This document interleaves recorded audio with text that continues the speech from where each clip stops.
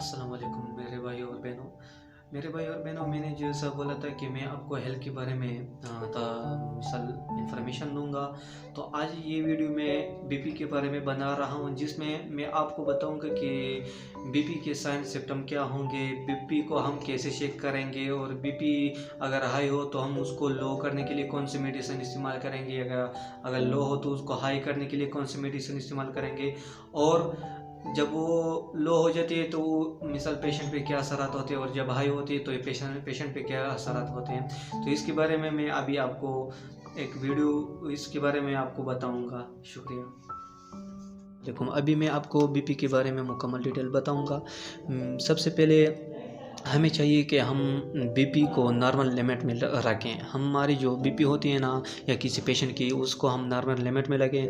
ये हमारे लिए बहुत ज़रूरी है। ये हमारे लिए क्यों ज़रूरी है मैं अभी आपको बताऊंगा। बीपी हमें नॉर्मल लिमिट में इसलिए रखना चाहिए कि अगर आपकी बीपी बहुत ज़्यादा कम हो, यानी कि हाइप हो जाए, तो इससे जो ब्लड सप्लाई होंगे, आपकी जो ऑर्गन या टिश्यू तक जाएंगे, वो प्रॉपर तरीके से नहीं होगी। आपकी ब्लड सप्लाई प्रॉपर तरीके से नहीं मिलेगी, जिससे आपकी टिश्यू या ऑर्गन जो आपकी बॉडी में है वो डेड हो सकते हैं, यानी कि डैमेज भी हो सकते हैं। इसलिए हमारे बीपी नॉर्मल लिमिट में होने ज़रूरी है। फॉर एग्ज़ाम्पल, अगर आपके दिमाग को मिसाल जो ब्लड होता है वो सही तरीके से ना पहुँचे, तो आपका दिमाग या फिर आपकी किडनी को अगर ब्लड ना पहुँचे तो आपकी किडनी और दिमाग मिसाल डैमेज भी हो सकते हैं। इसी तरह अगर हमारी जो बीपी है वो हाइपर हो जाए, यानी कि ज़्यादा हो जाए, बहुत ज़्यादा, तो ये हमारे लिए बहुत नुकसानदेह है, क्योंकि इस वजह से जो हमारे खून की नाली है वो फट भी सकते हैं। इसलिए हमें अपनी बीपी को नॉर्मल रखना ज़रूरी है। तो अभी मैं बताता हूँ कि बीपी यानी कि ब्लड प्रेशर हमारे जिस्म में जो दिल होता है और वो पंप करता है, यानी कि धड़कता है, और हमारे जिस्म में जो खून की नली होती है जिसमें खून गर्दिश करता है, यानी कि दिल धड़कने से खून जिस्म में गर्दिश करता है, इसको हम बीपी कहते हैं। अब हमारे पास नॉर्मल बीपी की जो रीडिंग होती है वो 120/80 होती है, mmHg, मिलीमीटर ऑफ मर्क्यूरी। अभी हमारे पास ये नॉर्मल बीपी है। इसको हम अगर किलो पास्कल में, आप मिसाल में आपको बताऊंगा कि हम इसको किलो पास्कल में बताएंगे, तो हम इसको नॉर्मल बीपी को हम 16/11 किलो पास्कल में आता है। अभी हम जब बीपी चेक करते हैं उसके लिए हम बीपी सेट इस्तेमाल करते हैं, जिसको इंग्लिश में कहते हैं स्पेग्मोमोनोमीटर। ये इसका इंग्लिश का नाम है। अभी बीपी सेट से हम मालूम करते हैं ये मर्क्यूरी हम कैसे मालूम करेंगे। तो बीपी में हमारे पास दो तरह के होती हैं, एक सिस्टोलिक और एक diastolic. Systolic means contraction and diastolic means relaxation. तो जब when heart is contracting is called systolic blood pressure। जब हमारा दिल कंट्रैक्ट करता है यानी कि सिकुड़ जाता है तो उसको हम सिस्टोलिक कहते हैं। और जब डायस्टोलिक हम तब कहते हैं जब हमारा दिल वापस रिलैक्सिंग में आता है, तो हम उसको डायस्टोलिक कहते हैं। कंट्रैक्ट जब हो जाता है तो हमारे दिन से सारी जो खून होता है ना वो हमारे जिस्म को पहुंच जाता है। तो तब हमारा जो हार्ट होता है ना वो कंट्रैक्ट हो जाता है, इसको हम सिस्टोलिक कहते हैं। और डायस्टोलिक जब वो वापस फिर नॉर्मल हालत में आ जाए उसको हम डायस्टोलिक कहते हैं। जब खून उसके वापस दिल में आ जाए, मतलब नॉर्मल हालत में आ जाए, इसको हम डायस्टोलिक कहते हैं। इसके बाद मैं आपको बताऊंगा कि ब्लड प्रेशर के टाइप्स। हमारे पास ब्लड प्रेशर के दो टाइप्स होते हैं, एक हाइपरटेंशन और दूसरा hypotension. Hypertension hyper means high. जब हमारी बीपी हाई हो जाती है यानी 120/80 mmHg मिलीमीटर ऑफ मर्क्यूरी से ऊपर हो जाती है, तो इसको हम हाइपरटेंशन कहते हैं। फॉर एग्जांपल, हमारी नॉर्मल बीपी है 120/80 और ये नॉर्मल है। अगर इससे अबव हो जाए यानी कि 129/80 वो ये फर्स्ट स्टेज है, 140/90 ये सेकेंड स्टेज है, 160/110, तो ये हमारे पास 3 स्टेज हैं। मैं आपको बताऊंगा कि इस स्टेज में हमें क्या करना है।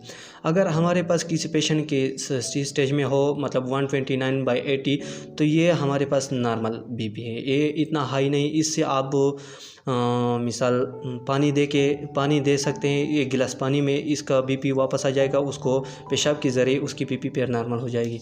और अगर हमारे पास किसी पेशेंट की 140/90, लेकिन इसमें एक बात है, अगर उस पेशेंट की एज 40 से अबव है तो ये उसकी नॉर्मल बीपी है, और अगर 40 से मिसाल बिलो कम है, मतलब यंग हैं, तो ये उसके लिए हाई है। आप इसमें ये कर सकते हैं। मेरी बात यहाँ से शुरू हुई कि ये अगर हम उसको 140/90 करें तो इसके लिए मैंने लास्ट में ट्रीटमेंट में मेडिसन आपको दिए, आपने वो ट्रीटमेंट इस मेडिसन आपने इमरजेंसी के वक्त अनस्टेबल हालत में उसको देनी है। उसके बाद अगर आप उसकी बीपी 160/10 हो तो आपने फिर में वो जो मैंने मेडिसन दिए आपने उसे इस्तेमाल करना है। लेकिन इसमें मैं आपको एक बात बताऊंगा, अगर किसी यंग पेशेंट या यंग मरीज़ का जो बीपी 140/90 हो तो इसका जो ब्लड है ना, ब्लड में कोई इशू है, ब्लड में कोई इन्फेक्शन है, तो आपने किसी अच्छे डॉक्टर से आपने अपॉइंटमेंट लेकर आप उससे आगे मिसाल जो ट्रीटमेंट हो आप उससे जारी कर सकते हैं। और अगर किसी की 160/110 हो तो इसके जो जिस मरीज़ में ECG करें, क्योंकि इसके हार्ट में मसला है, आप किसी कार्डियक डॉक्टर से मशवरा कर सकते हैं, उससे उसको आप अपने आप चेक भी कर सकते हैं। अभी हम आते हैं कि हाइपरटेंशन, हाइपो मीन्स लो।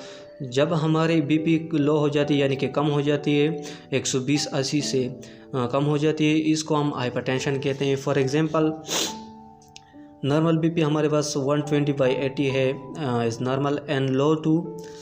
अगर हमारे पास स्टेज 1 में 110/80 आ जाए तो ये भी हमारे पास नॉर्मल है, ये आपको घबराने की कोई ज़रूरत नहीं, ये हमारे पास नॉर्मल है। उसको आप नमक दे सकते हैं, नमक या कुछ मीठा या कुछ, बस आप उसे कुछ खिला दें, उसकी बीपी फिर नॉर्मल हालत में हो जाएगी। अगर उसकी बीपी 90/75 हो तो आप उसको नमक भी मैंने इसकी सारी जो मिसाल है, 1 स्टेज में, 2nd स्टेज में ये होता है और 3rd स्टेज में 80/60। मैं आपको आगे बताऊंगा कि आपने इसके लिए क्या इस्तेमाल करना है। तो आए मैं आपको बताता हूँ। जब तो अब हम आपको सिम्टम बताएंगे कि यार हाई ब्लड प्रेशर और लो ब्लड प्रेशर के क्या सिस्टम होते हैं, मतलब उसको हमें कैसे मालूम होगा कि यार उसके जो सिम्टम होते हैं वो कैसे होते हैं। तो इसके लिए मैं आपको एक वीडियो भी मिसाल बनाऊंगा, वो वीडियो के बारे में मैं आपको बताऊंगा कि यार आपने ब्लड प्रेशर इस तरह चेक करना है, इस तरह। उस वीडियो में आपको मुकम्मल इन्फॉर्मेशन हो जाएगी कि हमें ब्लड प्रेशर इस तरह चेक करेंगे, और बाकायदा मैं उस वीडियो में आपको प्रैक्टिकल भी बताऊँगा। तो अभी मैं हाइपरटेंशन सिम्टम आपको बताऊंगा कि उसमें हेडेक होता है, यानी कि सर दर्द करता है, नोज़ ब्लीड मतलब उसके नाक से खून बहता है, चेस्ट पेन जिसमें सीने में दर्द होता है, डेजनिंग यानी कि चक्कर उसको आते हैं, और फिटिक्यू एंड कन्फ्यूजन मतलब उसको थकावट और कन्फ्यूजन भी होती है। ब्लरिंग ऑफ विजन मतलब उसकी जो नज़र है वो धुंधलापन हो जाते, मतलब नज़र कमज़ोर हो जाती है। ब्लड एंड यूरिन उसके पेशाब में खून होता है, लाइक पिंक यूरिन मतलब जिसे पिंक यूरिन की तरह भी होती है। ये उसके सिम्टम है हाइपरटेंशन के। अभी मैं आपको बताऊंगा हाइपरटेंशन के जो सिम्टम होते हैं। हाइपरटेंशन की जो सिम्टम होते हैं वो है पेल स्किन, मतलब उसका जो स्किन होता है वो पेल हो जाता है, यानी कि येलो हो जाएगा खून की कमी की वजह से। स्वेटिंग एंड फेवर उसको बुखार भी हो जाएगा और पसीना भी आएगा। डेजनिंग हेडेक उसको चक्कर भी बहुत ज़्यादा आएंगे, यानी कि बेहोश भी हो जाएगा। स्टिफनेस उसका जो गर्दन है बैक साइड वो भी दर्द करेगा, और shortness and slow of breath मतलब उसकी जो सांस वाले अमल हैं वो उसको तकलीफ़ की सांस लेने में उसको तकलीफ़ होगी।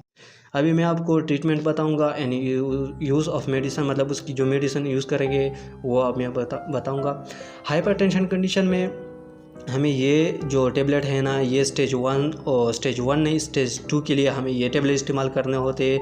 ये उसका नाम है एंजिसेड, 0.5 मिलीग्राम में आता है। ग्लिसरीडेटेंट इसका फार्मूला है। और ये दूसरा जो टेबलेट है ये कीपुटिन 25 mg एंड 50 mg। आपके पास अगर ये ना हो तो आप ये इस्तेमाल कर सकते हैं 25 mg। अगर सेकेंड स्टेज में हो तो उसके लिए आपने सेकेंड 25 mg इस्तेमाल करना है, यानी कि उसकी बीपी अगर 130/90 हो तो आपने ये इस कीपुटिन 25 इस्तेमाल करना है mg। और अगर 150 से या 160 से अबव हो तो आपने 50 मिलीग्राम का। लेकिन ये वो जो कीपुटिन वाली है ना, ये आपने ज़बान के नीचे रखनी है। मैं आपको स्क्रीन पे इसका पिक्चर भी दूंगा इन दोनों का, आपने इसको देखकर फिर लेनी है।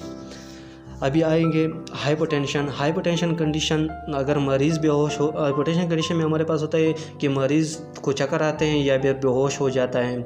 मतलब कभी कभी खुराक की वजह से, खुराक की कमी की वजह से होता है, कभी कभी क्योंकि उसके जो जिस्म में खून प्रॉपर तरीके से नहीं सप्लाई होता तो इस वजह से वो गिर जाता है उसके। तो अगर मरीज़ बेहोश हो जाए तो उसके लिए हमें मरीज़ को लेटाएं और उसकी जो पाँव हैं उसको ऊपर करें 2 मिनट तक। तो इसके मिसाल जो उसका जब उसकी जो खून होना वो पाँव से वापस उसके दिल में आ जाएगा, उसके दिमाग में आ जाएगा और वो पैर से मिसाल ठीक हो जाएगा। जो इमरजेंसी कंडीशन में आपने ऐसा करना है।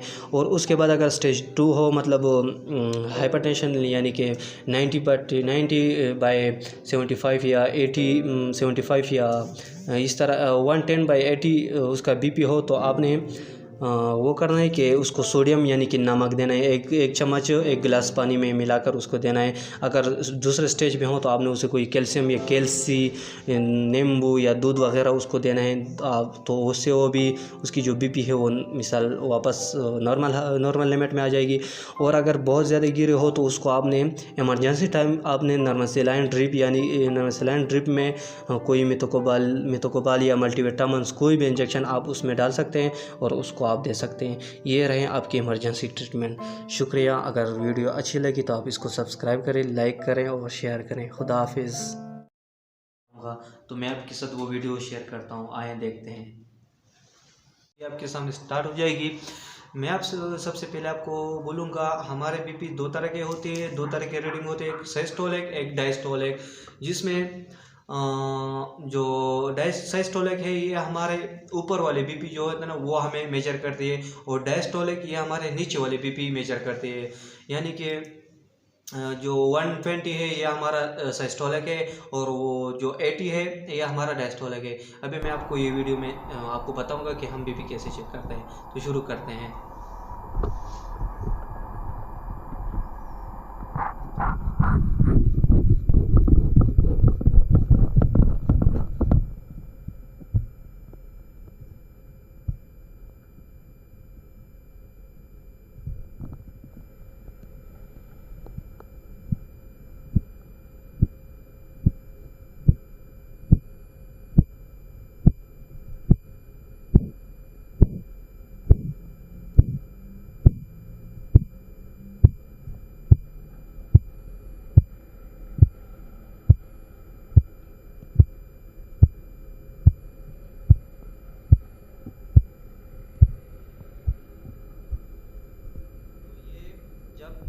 इसमें आपको बताऊंगा कि हमारे साथ जो ऊपर वाले सिस्टोलिक बीपी कहाँ से शुरू होते हैं और डायस्टोलिक बीपी हमारे कहाँ पर ख़त्म होती है। तो अभी मैं आपको बताऊंगा कि हमारे पास डायस्टोलिक बीपी कहाँ होती है।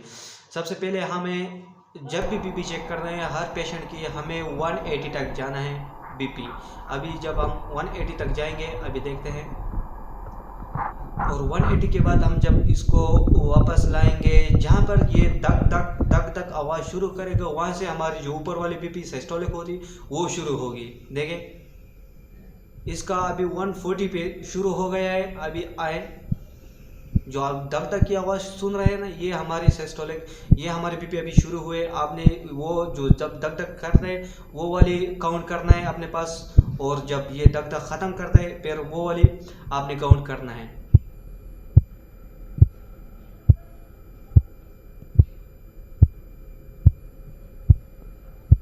देखें आपने 80 पर ख़त्म हो गया तो मतलब इसका मतलब ये हुआ कि हमारे बीपी जो है 140/80 है, यानी कि 140/80 ये हमारे बीपी है, मतलब थोड़ा सा हाई है। तो आपने बीपी जहाँ भी चेक करना है इसी तरह से चेक करना है। अगर आपको मेरा अस्सलाम वालेकुम मेरा दोस्तों। इससे पहले जो मेरी वीडियो थी वो बीपी पर थी और ये किसी दोस्त ने कमेंट किया है कि सर जी आप एवियन कैप्सूल पर एक वीडियो बनाएं, उसके फ़ायदे बताएं, उसके इस्तेमाल करने का तरीका भी बताएं और उसके डोज भी बताएं कि हमें उसके कितना डोज उसका इस्तेमाल करना है। तो मैं आपको आज एवियन के फ़ायदे बताऊंगा कि एवियन कैप्सूल के क्या क्या फ़ायदे हैं और किस चीज़ के लिए इस्तेमाल होता है और कितने इस्तेमाल होता है, कितना डोज इस्तेमाल होता है, क्योंकि एवियन कैप्सूल का हाई डोज हमें इस्तेमाल नहीं करना चाहिए। इससे हमारे जो इंटरनल जिस्म में इंटरनल ब्लीडिंग भी शुरू हो जा सकती है, इसके चांसेस बहुत ज़्यादा बढ़ सकते हैं। तो अभी मैं आपको एवियन की जो पिक्चर होती है मैं आपको स्क्रीन पर शो करता हूँ और उसके फ़ायदे भी आपको बताऊँगा और आपको मुकम्मल डिटेल में एवियन के बारे में बताऊंगा कि वो हमारे लिए क्या फ़ायदा है, क्या उससे हम क्या फ़ायदा हासिल कर सकते हैं। वालेकुम दोस्तों, अभी जो आपको तस्वीर शो हो रहा है वो एवियन कैप्सूल का है। अभी मैं आपको बताऊंगा कि एवियन के क्या फ़ायदे हैं। एवियन आपके दिल के लिए, आपके गुर्दों के लिए, आपकी जिगर के लिए, दिमाग के लिए, जल के लिए, बालों के लिए और ख़ास करके मर्द और औरत के जिनसी सेहत के लिए बहुत ज़रूरी है। लेकिन एक बात का ख्याल रखना है कि इसका और डोज नहीं लेना है, क्योंकि इससे आपका जो इंटरनल ब्लीडिंग है, इंटरनल ब्लीडिंग के चांसेस बढ़ सकते हैं, यानी कि जिस्म के अंदर खून की ब्लीडिंग हो सकती है और ये विटामिन, शुगर और दिल के लिए मरीज़ों के लिए भी मुफीद है। यहाँ पर मैंने आपको शो किया है एवियन, ये इसका नाम जो ब्रांड नेम है ये एवियन है और इसका जो जेनरिक फार्मूला है विटामिन ए हमारे जिस्म के लिए बहुत ज़रूरी है। अभी मैं आपको बताऊंगा कि ये किस कलर में आते हैं। तो ये रेड में आते हैं, जैसे कि आपको स्क्रीन पे शो हो रहा है, येलो में आता है, ग्रीन में आते हैं।